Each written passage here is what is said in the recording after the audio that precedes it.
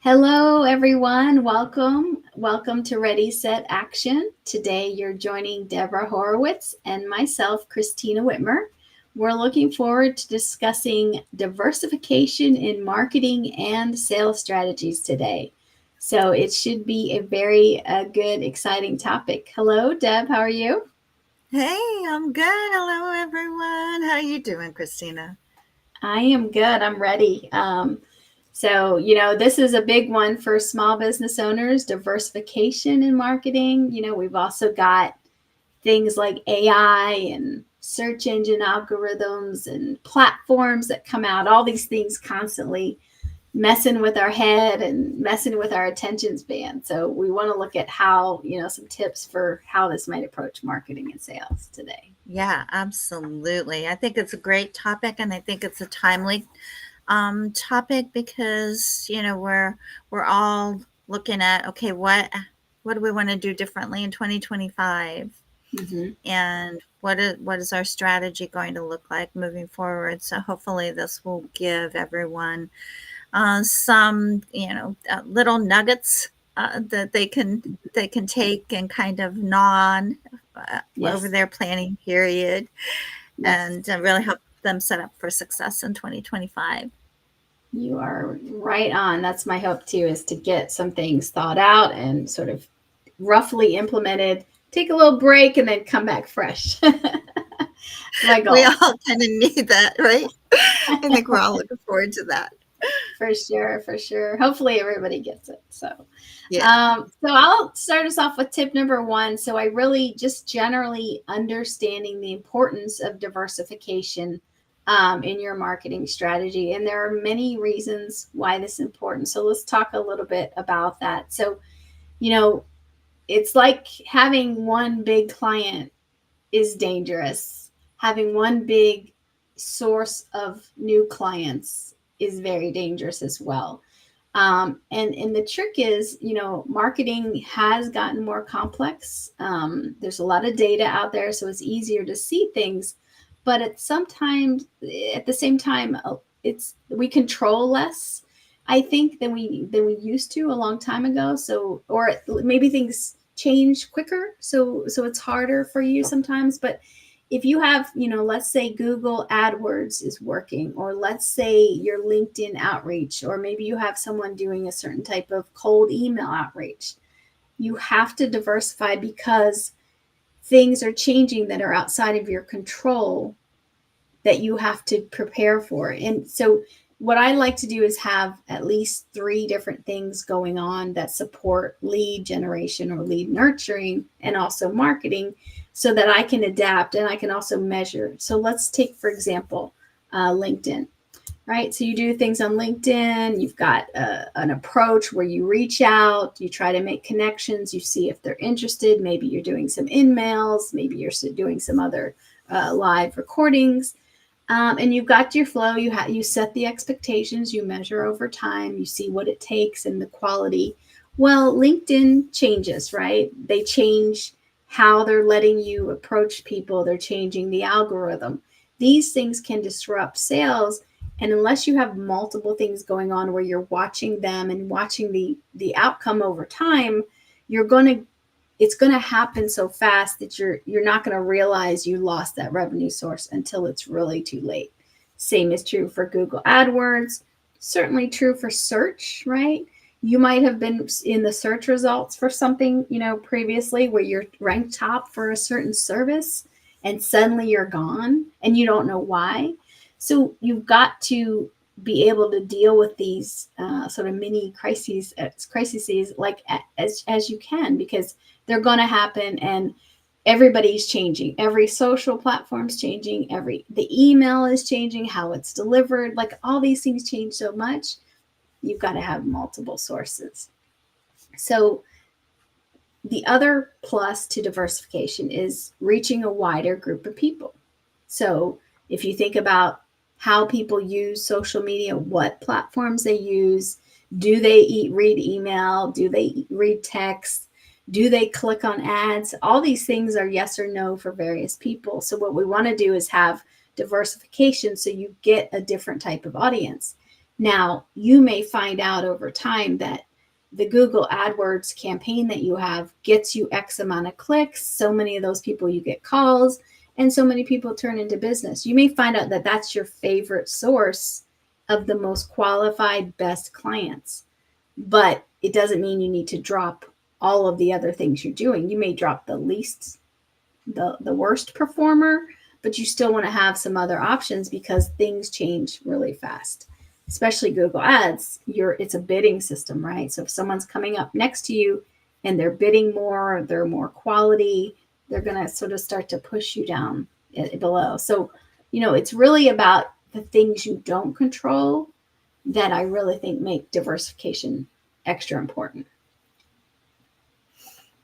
Yeah, I agree with that. And, you've probably, like me, heard so many stories where someone has built their business on Facebook, and then all of a sudden their Facebook gets hacked or hijacked, Mm-hmm. and they've lost all of their, connections, all of their followers, all of their entire way of reaching out to their audience. Mm-hmm. And it just happened on LinkedIn the other day too, where someone that had like 20,000 followers um, had their account um, suspended.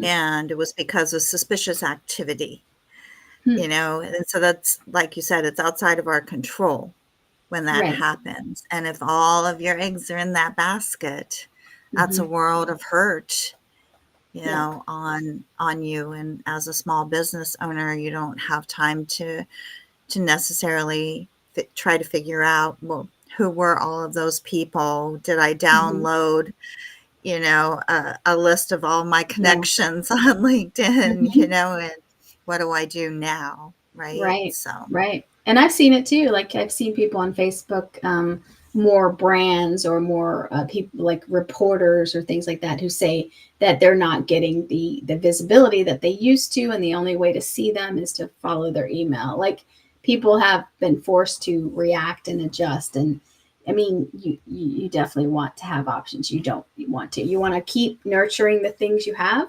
And then the other thing is you learn a lot. Like someone that you got through Facebook versus LinkedIn or versus a cold call, you'll learn a lot from what type of person that is.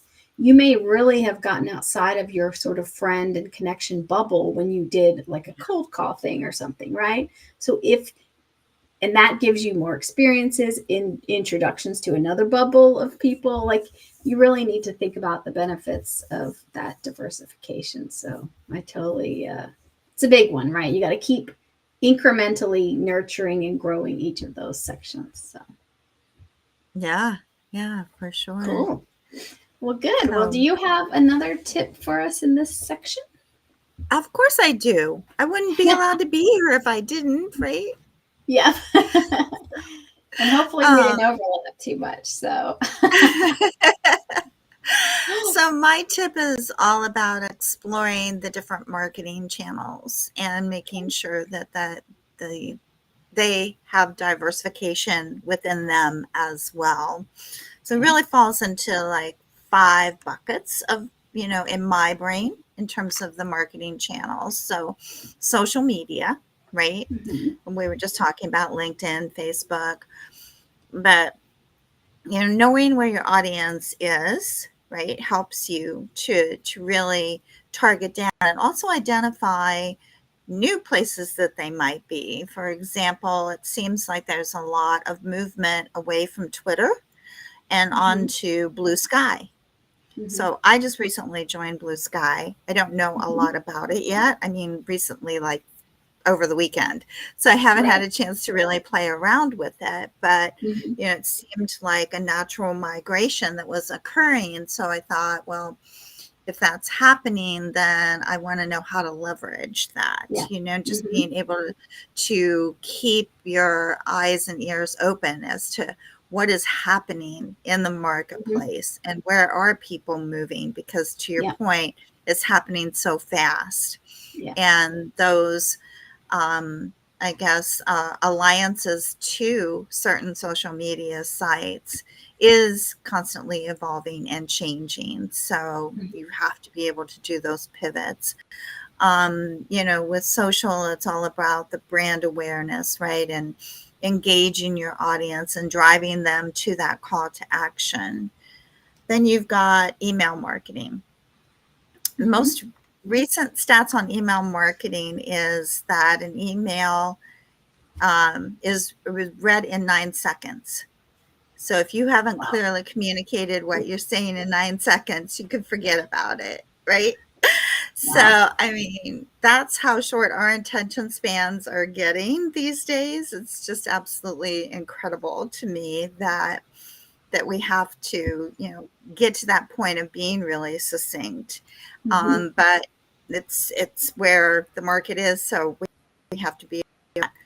And with email, you can embed video or something that introduces a product, so you're going kind of back and forth between two different mediums to get your point across and still engage that audience. So look at, what can I do a little different to set myself apart with email and, make it more worth and get a better ROI for that. And then the third thing is content marketing. So, content marketing, you think of the traditional things like blogs and articles and videos and how do you put yourself out there as an industry expert. Medium Mm-hmm. is another tool, to take advantage of and really position yourself as an industry expert by just you know bringing it all to the forefront with different articles and showcasing that expertise. And then two more buckets: SEO, which you had mentioned, and I think that search engine optimization, really need to understand how people are searching, for companies like yours and the products or services that you provide. And that's also constantly changing with the keywords Mm-hmm. and things of that nature, right? So Right. really continuing to do those audits ongoing there and checking to see what your traffic is from month to month, year over year, to find where are those gaps that I really need to focus on and shore those up a little bit better. Mm-hmm. Um, and, for content also, newsletters. The newsletters you were talking about, like on LinkedIn. LinkedIn has the newsletter capability. Right.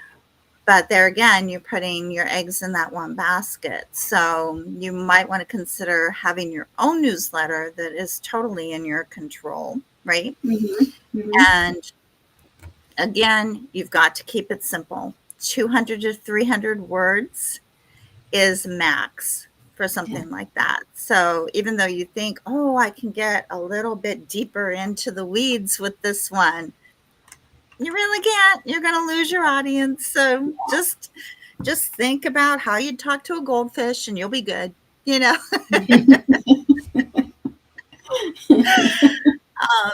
And paid advertising. So that's the other one. Diversifying, the Google ads and social media. Reddit is exploding Mm-hmm. with, just traffic out the door. I think it was like, don't quote me, but it was something like 200 million visits. Wow. Um, and it's like, that's crazy, right? But there's so many subreddits that you can really go down that rabbit hole, Mm-hmm. find your audience. What are they talking about that's important to them? You can find them in a subreddit, paid ad to them, Mm-hmm. and you'll be hitting your target audience and you can keep it fresh because you can change out the video each time you do a sponsored ad, and it's really cost effective way to Mhm. highly target your audience. Yeah. So It's pretty amazing. it's It's always in the top of my search results is the Reddit stuff. So it's pretty impressive. yeah, yeah. Mhm. And I think, just remember that combination of paid, earned, and owned. And, how do you mix all three of those? Right. And I think the only thing like I'll add to your SEO is, we look at the national versus the local because That's true. it's just as important, right? To diversify that. But if the changes you might see will be different, right? So the national changes will be algorithm and what does Google change and what are they prioritizing and how do they think that your site is trying to be tricky or is there something wrong? Whereas local, it's a little bit more about maybe competition, things like that that pop in real, fast. So Yeah. cool. Well, that's what Awesome. I had for tip 2. What about you for tip 3? So for tip three, it's partnering with an agency, some type of marketing agency or a consultant, right? So, and obviously, you would think that I'm biased, which I probably am, but this has been, I grew up in advertising agencies and marketing agencies, and we do a lot of this right now. But it can be whatever. It can be an agency like mine, more of a boutique agency. It can be a larger agency. It can be a marketing consultant where you're just getting a few hours a week so you can get some, validate some suggestions and kind of keep you on the right track. But it's really important because as a business owner, it's just something that you can't see. It's so hard to see the things that are going on and the things that are changing when it comes to how you market and how you sell yourself. It's happening too fast. And just a slight nudge of someone who's living in the marketing space can really help you as an owner, as a salesperson, whatever you are. It will really just help you represent that. It's almost like having someone with a board seat that's what they do is the marketing aspect. But and a lot of times they'll give you shortcuts to things, right? Like this isn't working, this is working. So otherwise, you're going to do a lot of trial and error. And like we said before, like things are happening way too fast. There is just not a lot of time. Now, I think you can learn about sales, right? Conversion and how many people turn over into a client and what does that mean, and you can learn for yourself over time and time. But when it comes to what you use and what you say and things like that, you really have to jump as quickly as possible to what's working for you.